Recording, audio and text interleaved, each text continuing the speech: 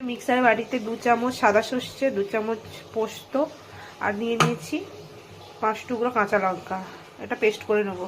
ওখানে কড়াই বসিয়ে দিয়েছি, দিয়ে দেবো সর্ষের তেল, ফোড়নে দেবো 2টো শুকনো লঙ্কা আর দেবো কালো জিরে। একটুখানি নেড়ে চেড়ে নিয়ে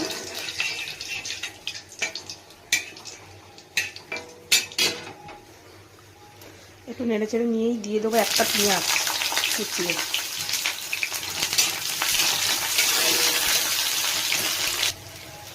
পেঁয়াজটা হালকা ভাজা হবে, তার মধ্যে ঢেলে দেবো পুঁই শাকের বিচুলি, দিয়ে দেবো নুন,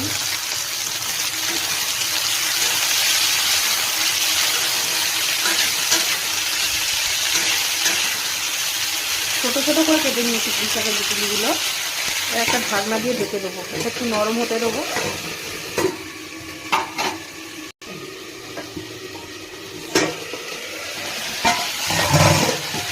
এদিকে ভাত হচ্ছে,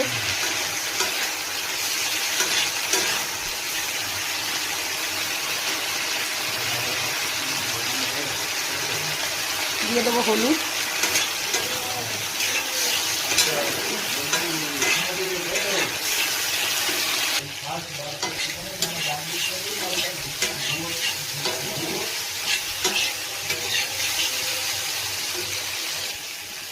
এবার যে মশলাটা পেস্ট করে রেখেছিলাম ওইটা দিয়ে দেবো। সর্ষে, পোস্ত আর কাঁচা লঙ্কা।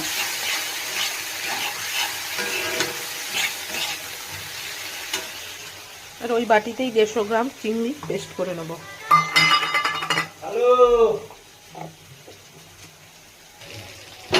ওর মধ্যেই দিয়ে দেবো চিংড়ি মাছ পেস্ট করে।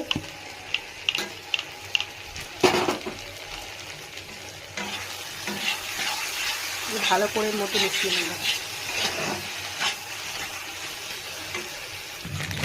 এর মধ্যে দিয়ে দেবো একটু গুঁড়ো লঙ্কা, কালার আর একটু ঝালের জন্য।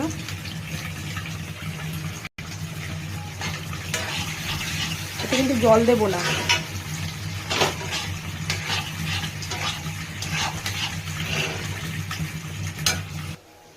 এটা ঢেকে ঢেকেই রান্না করবো। এটা হয়ে গেছে। সামান্য একটু চিনি দিয়ে দেবে, আমি চিনি দিয়েছি, ওটা স্কিপ করে গেছে, ওটা দেখানো হয়নি। আর একটু কাঁচা সর্ষে তেল, দুটো দিয়ে নেড়ে চেড়ে নামিয়ে নিলেই রেডি।